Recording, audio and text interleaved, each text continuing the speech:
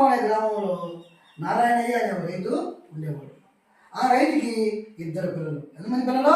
2 పిల్లలు. ఒక అతని పేరేమో సోముడు, ఇంకొక అతని పేరేమో బాలుడు. సోముడు, బాలుడు 2 పిల్లలు. ఆ పిల్లలు మగ పిల్లలు. అయితే ఆ 2 మగ పిల్లలు చిన్నప్పటి నుంచి వాళ్ళకిద్దరు ఎప్పుడు తగ్గులే తగ్గులు. అయితే తండ్రికి బిడ్డలు తగ్గు వేసుకుని తండ్రికి బాధ కలుగుతుంది. ఎట్లా చేయాలి మీ పిల్లల్ని చెప్పి బడికి పంపింటే పళ్ళ తగ్గు, సినిమా పంపిస్తే సినిమాలో తగ్గు అంటే వాళ్ళిద్దరే తగ్గు వేసుకునేవాడు. వాళ్ళని చూసి మిగతా వాళ్ళు కూడా చులకన భావంతో ఎగతాళి చేసేవాడు. సరే ఈ విధమైనటువంటి తగుల్లో ఉండేవాళ్ళు. వాళ్ళ తండ్రి లాస్ట్ గమనించి వీటిని కాదని చెప్పని 2 దగ్గరికి పిలుస్తారు. వయసు వచ్చింది వాళ్ళిద్దరికి, పెద్దవాళ్ళు అయ్యారు.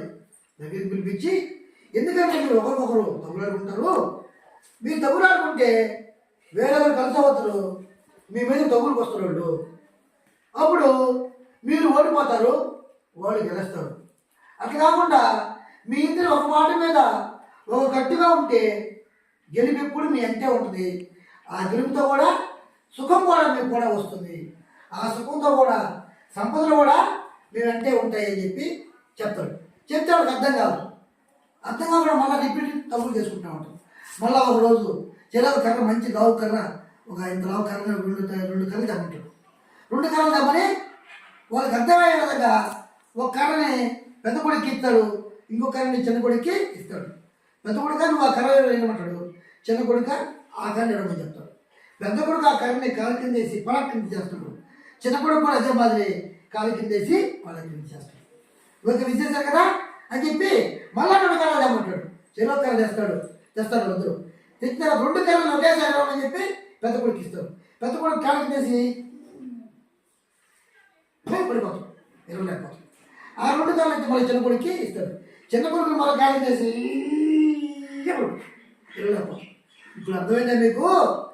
కర్ర ఒక్కొక్కటి పడినప్పుడు ఇది చేశారు, కర్రలు 2 తర్వాత రాకుంటే ఇవ్వలేకపోయారు.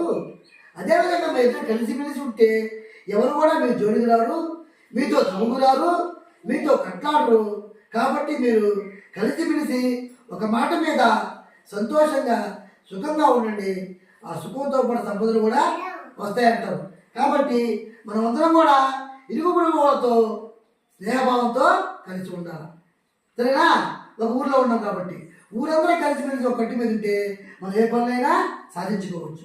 ఊళ్ళన్నీ కలిపి మండలం అంతా ఒక మాట మీద ఉంటే మనకి మండలాధ్యక్షుడు కానీ ఎవరైనా మనం పరిపాలించే వాళ్ళని కూడా మనం ఒకే మాట మీద ఎన్నుకొని మన అభివృద్ధి కోసం మనమే చేసుకోవచ్చు. అదే మండలాన్ని కలిపి జిల్లా స్థాయిలో మనకు కావాల్సినటువంటి సౌకర్యాలు అయితేవి, రోడ్డు అయితేనేమి అన్ని సౌకర్యాలు కూడా సాధించుకోవచ్చు.